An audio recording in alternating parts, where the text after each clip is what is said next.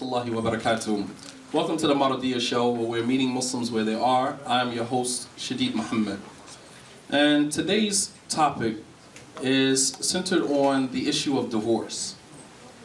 Many of us as Muslims are fed a very fairy tale orientation of marriage from our local mosques and our cultural traditions and backgrounds that makes us very impatient with some of the nuances that come along with marriage, which leads many people to use divorce as an alternative or to use divorce as an excuse to get out of a marriage, basically putting a band-aid over an open wound because you take your problems with you in each and every marriage that you find yourself in.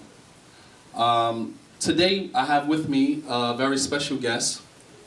She is no stranger to the topic of marriage and divorce. Her name is Nisa Muhammad, and she is the founder of the Wedded Bliss Foundation. And today, inshallah ta'ala, she's here with me to talk about the topic of divorce. Assalamu alaikum wa rahmatullahi wa barakatuh. Wa alaikum salam wa rahmatullahi wa barakatuh. Thanks for coming on the show. No, thank you for having me. Okay, so as you guys know, that I want to kind of jump right into this topic of divorce. My first question to you is, what are some of the lead causes of divorce in your experience dealing with the Islamic community? What are some of the lead causes of divorce?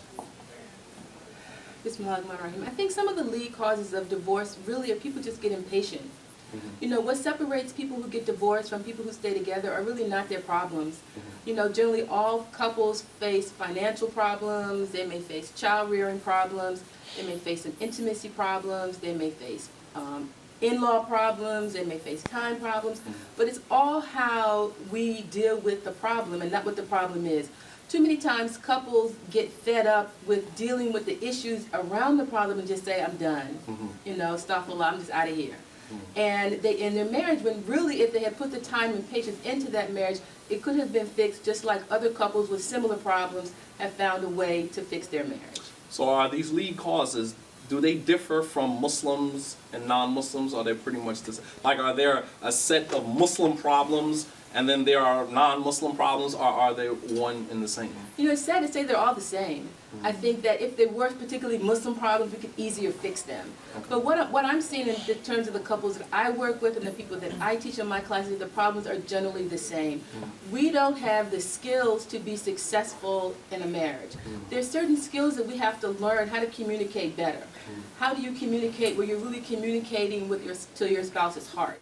Is that couples are having difficulty learning how to manage conflict. But one of the major problems that I'm seeing is that a lot of times we don't really understand the value of marriage. What marriage does for a man, how marriage matures a man, how marriage boosts a woman's self-esteem, all of the intrinsic values that marriage brings to a couple that they cannot get in any other kind of relationship. People think that often that their love is just enough to sustain their marriage, when really the marriage is what sustains the love. Because Allah dictates marriage for man and woman. And Allah dictates the order and structure of marriage to sustain the love that people have. It gives them the social order. It gives them the rules, the regulations, the construct through which to be in love and to grow and to rear children. Absolutely. In the absence of that construct, we're just like weeds just growing, you know, in the wild. We don't know exactly how to handle ourselves and what to do. But when we go from one marriage to another, we're really damaging ourselves so that the next marriage, we're not as good as we were in the first marriage. Absolutely. And going back to the issue of communication, the thing about it is that men, we communicate to solve problems while women communicate to connect. Exactly. So there's a break in that when you're pairing a man and a woman together and they don't understand the essence of communication, and they use that as a justification to separate, that we have poor communication, but they never look at, you know, the nuances of communication and some of the complexities that you contribute to the fact that you don't have that communication. Which leads me to my next question is that in Islam, we understand that a man is only allowed to pronounce divorce on a woman twice. And the third time, actually, the woman is divorced irrevocably.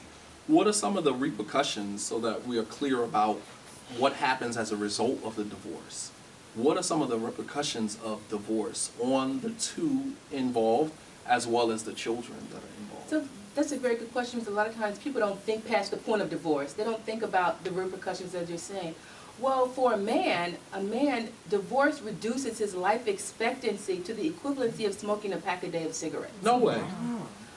Divorce reduces a man's life expectancy to the equivalent of him smoking a pack a day cigarettes. Why is that? In the marriage, he's used to a woman taking care of him, fixing his meals, making sure he goes to the doctor, making sure he's healthy, making sure his clothes are okay, really providing a way for him to be a better man. In the absence of that, who's going to remind him to go to the doctor every year? Who's going to make the appointment? Who's going to remind him to go to the dentist? Who's going to, honey, pick up this because we need this at home? He doesn't have that helpmeet that a woman naturally provides to a man in his life. It is what Allah ordained. Marriage is what Allah ordained for us. So in the absence of that, he is now on his own, and it reduces his life expectancy to the equivalent of him smoking a pack a day cigarettes. Married men live longer. Wow. Married men live longer. Now, the repercussions for the woman, typically a woman after divorce, her whole life earnings and her whole lifestyle is now reduced. The income that she had with two people there, taking care of the family, that's now gone. The poor people in America are typically women and children. And when a woman experiences divorce, her whole standard of living is now reduced to another level. For the children who have gotten used to having both parents in the home, now dad's gone. Where is that? Did it something that I did? Children don't always understand, and we don't always give them the knowledge to understand why a divorce takes place. Exactly. But children are very hurt by it also. They love dad, they love mom, they want both parents to be together. It is a natural love that children have. But it's not even just the husband, the wife, and the children. What about the family? So now we used to go to Big Mama's house to visit for a summer, whatever. Now we can't go there anymore. Right. You know, now we got to go someplace else. But I want to go to Big Mama's house. So now now the friends are divided. Children are forced to take sides. Children, who do you love, mom more or dad more? Children learn to have a schizophrenic view of the world, because now I have to be one way with dad, I have to be another way with mom. I have to now be another way with mom's new husband, another way now with dad's new wife. So we're subjecting our children to mental trauma even before they even get adjusted to being in the world, rightfully so. So divorce, while it may look like it's easy and it can happen and you'll get over it, those are just the overlay of what is some undergirding of some damages that we're doing. We talk about our people being broken and so broken, but a lot of the brokenness comes from the adults in our lives who have broken relationships. Wow. And then when you think about the children, going back to the children, the divorce doesn't just affect the two people involved, it affects the whole Islamic community, because now the friends that you had, I can no longer be their friends because you and your husband are not on good terms, so now he can't be friends with your friends can't be friends with his friends. Right. And so it kind of trickles down into the community. So it doesn't just affect the two people that are involved as well as the children, it affects the whole community. It's a ripple effect throughout the whole community, and then people try to get the inkling of, well, why did it happen and what was going on, and Shaitan starts to whisper, you don't get all the information, you get misinformation, and people start to form ideas and judgments about people and why they got divorced, and he did this to her, and did you hear he did that, and did you hear she did this? And so it's really, divorce is a threat to the national security of the Ummah. It's a threat to our national security. If we look at all the threats that our Ummah has on the outside, all the Islamophobia, all the people who are now conjuring up all these images of why they should really hate Islam, and then we look at what we're doing internally to the Ummah ourselves, and we can't even figure out a way to keep our marriages together. So the whole Ummah is about to implode, from the inside out, because divorce has been made easy. Once upon a time in America, divorce was not easy. Yes. Couples were really encouraged to find a way to work it out. Now, even in Islam, we find a way to make it easy to get out of a marriage. Absolutely. And we go from this person to and we leave a trail of tears. We've heard about the Indians' trail of tears across America. We leave trails of tears across the Ummah, from one masjid to another masjid to another, a trail of tears. And then there are guidelines in Islam. A man cannot just say, I divorce you. There are steps that he has to follow that have been dictated by the Qur'an and the Sunnah, and we'll say from the rooftops that I'm on the Sunnah and I'm practicing the Qur'an, but then you got in an argument with your wife and you just said, I'm putting you in iddah, or I'm divorcing you, and that is not following the Sunnah. The Prophet ﷺ, from the time he married his first wife Khadija until the time that he died, was a 38 period. He only divorced 2 women in that 38 period, and one of them he took back. He divorced Hafsa, the daughter of Umar ibn Khattab, and Angel Jibril came to him and told him to take Hafsa back because she was sawama qawama. She used to fast all day and pray all night. It's not a woman that deserves to be divorced. You understand? So it wasn't an issue of just divorce in the community. And then you had, so I was talking to Dr. Abdullah Hakim Quick, and he said that visiting some of the villages in South Africa, that when a couple had a problem, the whole village would get involved. And we don't really have that in the Islamic community today. When someone is having problems in their marriages, you get people giving unsolicited advice, and it's the worst advice that you could possibly get.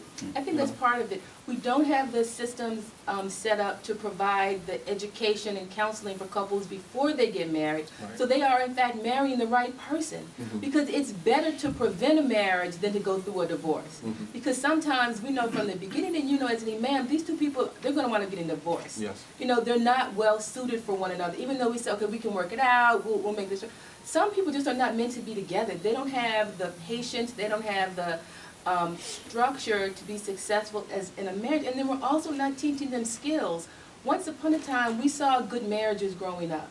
Our grandparents were good examples. Our aunts and uncles were good examples. Today's young people growing up, they do not see good examples of marriage.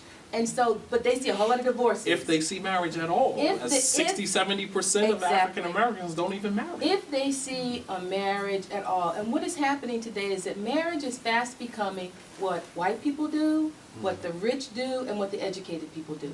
And of course in Islam there's a higher rates of marriage, but people don't see marriage as, oh my God, look at that couple.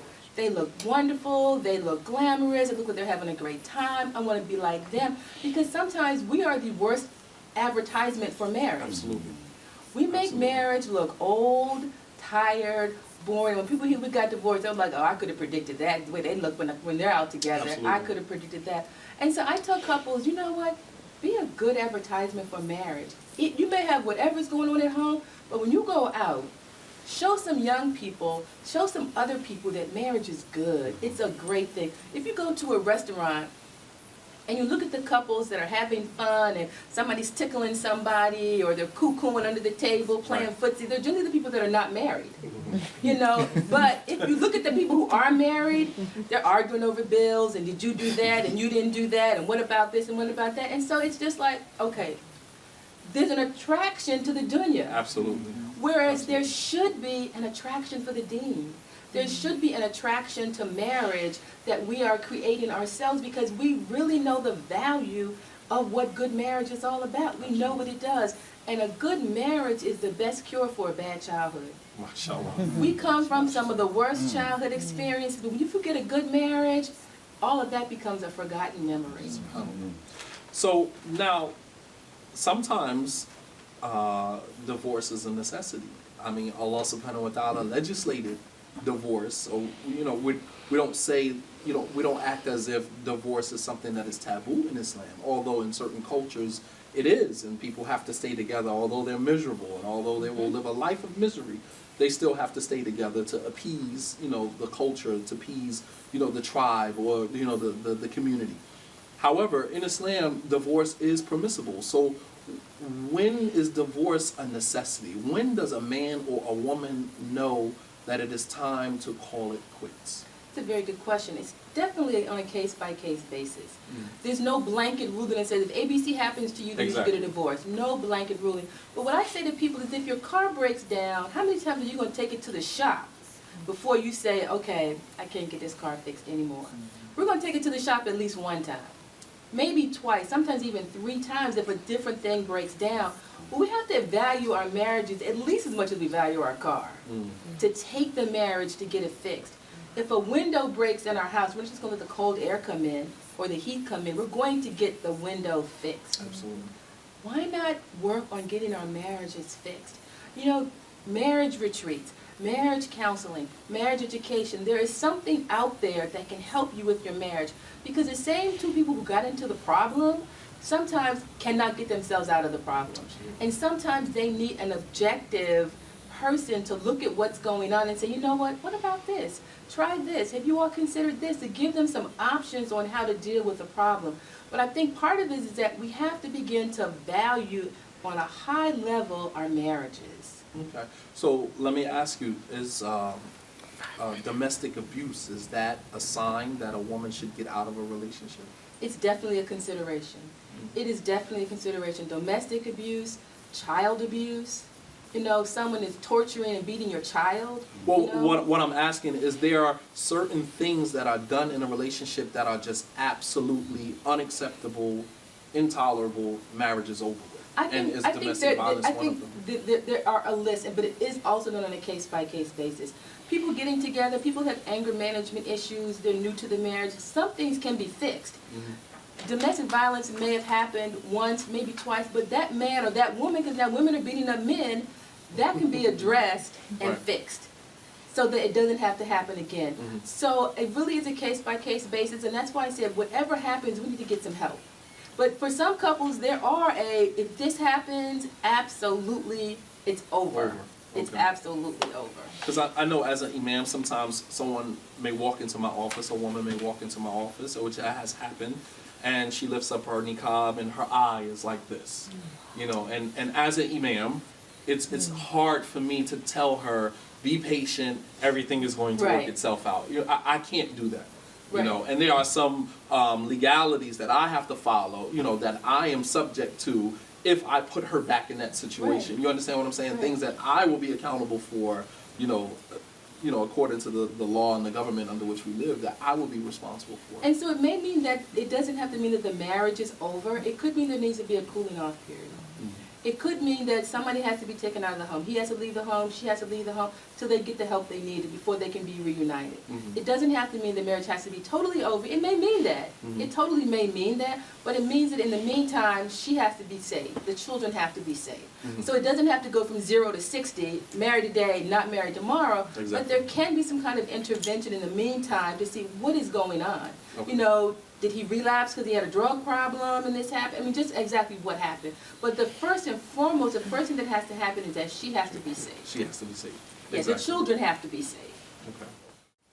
So I want to go back to the issue of, are there any points where you kind of draw the line in the marriage? And along with that, is a person, for example, apostating from Islam, for example, if a man decides that he doesn't want to be Muslim anymore, a woman decides that they don't want to be Muslim anymore, is that something that justifies divorce, like drawing the line? I think for some people it is. I think it really is for some people that's their line in the sand, that okay, I married a Muslim, and that's purposely I married a Muslim. But if you decide you don't want to be Muslim, you leave the faith or whatever, that's the line in the sand that, okay, we can deal with everything else, but I don't want to deal with that. And for some people that is the line in the sand, and it is grounds for divorce for them.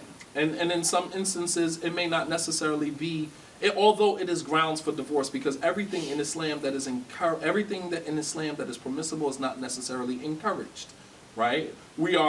It's permissible to divorce, but are we encouraged to divorce? No, we're not. So not everything that is legislated is something that is actually encouraged. And just because a person decides that they're going to leave Islam, or struggling with some area or aspect of the deen that, you know, by most standards would be considered a non-Muslim, sometimes being patient with that person and helping that person through that, and sometimes realizing that you contributed to that. Sometimes we put things on people that they're not ready to deal with, and then we criticize and condemn them for it when they don't meet our expectations. And I think that's part of having good leadership in the masjid, where people feel comfortable going to the imam or whatever the board or the leadership is that can say, you know, I'm having this problem, I'm struggling. Exactly. So that before it gets to the point where someone says, I'm leaving Islam, they're talking to somebody that they feel comfortable with, that won't judge them, ridicule them, condemn them, and criticize them, that they can say, I'm struggling with this and I'm considering leaving the faith. But too often, we don't have those avenues for people. For a couple to say, you know what, we're having problems. You know, I mentioned that having a friend of your marriage, which every couple has to have. What does that mean? It's mandatory.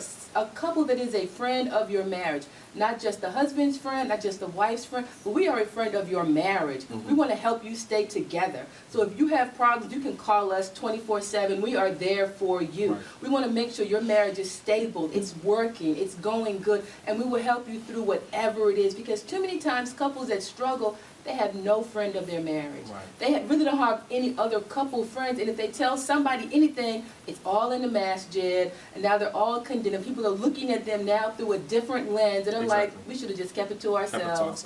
You know, so we want to have the right support systems in place to help couples be successful in their marriages. Oh, alhamdulillah, I appreciate you coming on the show. Alhamdulillah, thank you. The information that you shared was priceless, and I pray that, inshallah ta'ala, we can benefit from this and grow from this, inshallah ta'ala. Inshallah.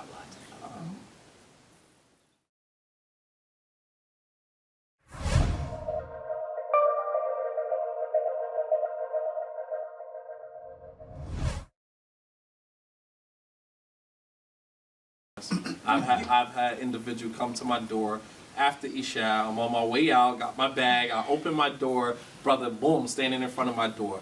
Brother Imam, I'm about to divorce my wife right now. So I'm like, okay, brother, come on in and have a seat. Take my bag off. Right. Let me talk you down off the ledge. Exactly. That's what people need. And too many times there's nobody they can call to get them off the ledge, so they just jump.